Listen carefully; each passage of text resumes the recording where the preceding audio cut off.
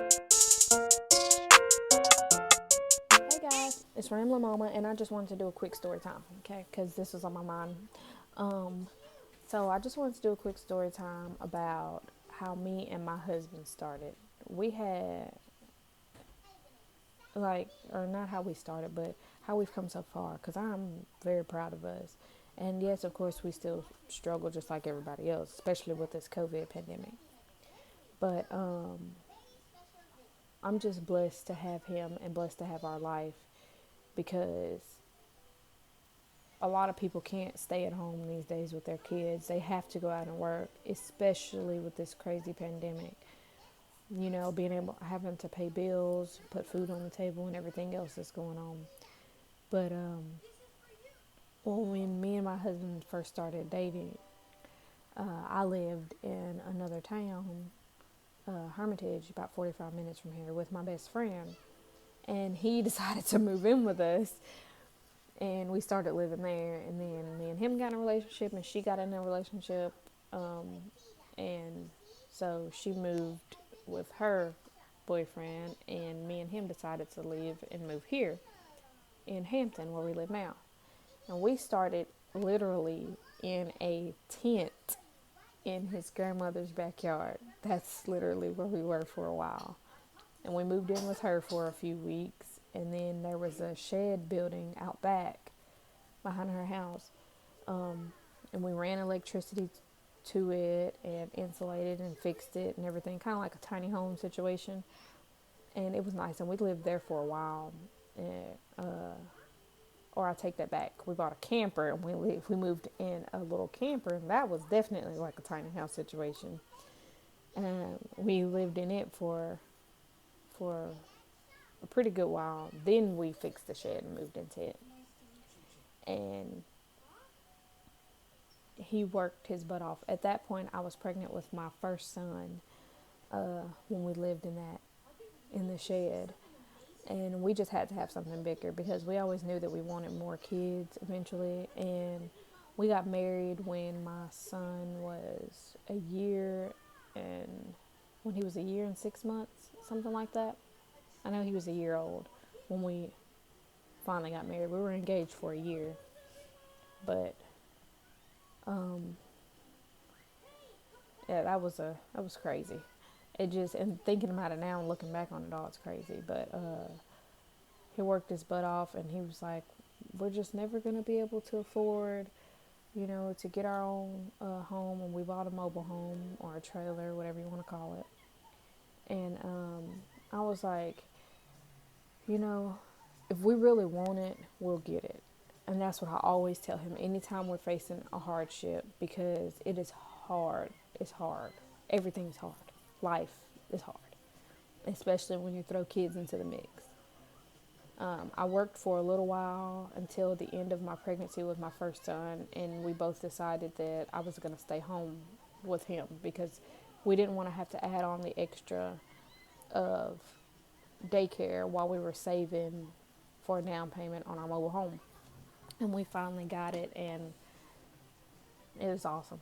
We got it, and we have a 2 bedroom, 2 bath, and I love it. And we're thinking about getting something bigger because these two boys are so freaking spoiled. They get everything. But, sitting here now and all kinds of stuff is going crazy. It's always that saying, what they say, if it ain't one thing, it's another, and that is a ongoing occurrence here at our house. If it ain't one thing, it's another. Vehicle problems or something else, just something. So that's something that's going on now. Another one of those. If it ain't one thing, it's another. You okay? All right. Um, but I always tell him, we'll make it. We'll get through it, and we'll do it. If we want it, we'll get it. It'll be a struggle to get there, but we'll get it. And it's always happened, and we've always had faith. Sometimes it's really easy to lose sight of that faith, but if you just hold on And it's hard. It really, really is. Because I've had days where I had some really, really dark days before my first son was born. When me and my husband were living in the camper here, I found out that I was pregnant. And, you know, I was I was in that weird stage that some women find themselves in. You okay? Okay. Okay, one little bitty cough. I was at that weird stage that some women find themselves in where they're kind of like, they're happy, but they're not happy. It's not that they're not happy, they're just kind of still in still shock. Well, I had I ended up having an ectopic pregnancy, and that was a whole other terrifying, scary ordeal that I don't wish on anyone. I ended up having to have my left fallopian tube removed because instead of the baby growing in my uterus, it started growing in my tube, and it ruptured, and I was having a lot of internal bleeding and cramps, and I almost died. It was terrible. It something like I said, I wouldn't wish on anyone.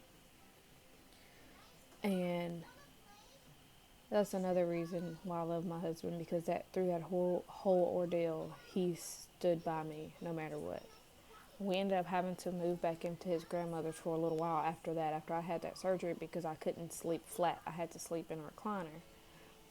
And instead of him sleeping in a bed or anywhere else, he decided to sleep there on the floor beside me because he didn't want to leave my side. And I don't know any other form of true love if that ain't to me. And I had I didn't eat for months after that. I was so depressed. I was terrified that I wasn't going to be able to have another child. And after I healed and I sort of got on a better path, um, we talked about trying for another child. And that's when we had got the shed and stuff fixed up. And I was like, yeah, we can do this. We have enough space here for, one little bitty baby and us. Then we started accumulating things, and that's when we started talking about, okay, look, we're going to have to get us a house because this is not going to work. We got too much junk. And it wasn't really junk, it was just a lot of baby stuff that people had bought for us and stuff that we bought because, we're finally having a baby. We moved out of the scary stage at the beginning of that pregnancy because when I found out I was pregnant for the second time, I was terrified. I was like, I started having stomach cramps, and that scared me even more. And I went to so many doctor's visits, and it was this implantation bleeding, or not bleeding, but cramps and all this stuff. And I was just praying to God that that's all it was, because I didn't think that I could take another loss like that. But everything had started going fine in that pregnancy. I had some rough goes because of the scar tissue from my tube being removed from the prior pregnancy, and it was rough. But he made it here healthy, and thank God. That pregnancy was rough, and he was born during Hurricane Harvey, and my dad lived in Houston, so he wasn't able to make it, and I was stressed about the actual delivery because heck, I had never delivered a child before, and I was terrified of my body being ripped in half or something. And then I was terrified because my dad couldn't be there, and he was really the only family from my side of the family that I had wanted there at that point in time. And no one from my family was able to come and visit because of that storm that was going on. But my dad and them made it through the storm fine, and my son made it here fine, so that's all that mattered. And I prayed so hard for so long during that pregnancy. It was crazy. And like I said, to sit here now and seeing him as big as he is, and how much he's grown and how much me and his dad has grown as a couple and together, and what we have, it's awesome. And I love it, and I'm glad, because it's a lot of days that we're struggling and trying to figure out what we're gonna do with all these different things. And I'm just like, you know what? We've come this far. We've got it. We'll figure it out, because we always do. Which, that's the mindset that I was always raised up in San Antonio, in the city. That's the mindset that I grew up with. We're gonna figure it out. We always do. But I just wanted to share that story with y'all, because everybody's life is a journey, and I'm not claiming to be perfect. I'm far from it, and my family definitely isn't perfect, but I'm grateful for it, and I'm glad that it is the way it is. And I'm glad that my boys get to grow up here in the country instead of in the city where I did, because it was rough. So, I just wanted to share that little story with y'all, and I'm sure I will be doing some more story times. Um, like, comment, subscribe. Go over to me and my cousin's other channel, Carmen and Dale's Life. Hop on over and like, comment, and subscribe. And hop on over to her channel, just Dale, no space. And like, comment, and subscribe. Also, I have a podcast, Ramblin' Mama. It is on Anchor, and I just got notified a few days ago that you can also find my podcast on Spotify. So, go check out my podcast. There's a lot of different topics on there. I think I did a hunting vlog. I did talk about abortion, and I think there was a couple of other things. And I'll be uploading another podcast at the end of this week. So, go check those out, and y'all have a great day.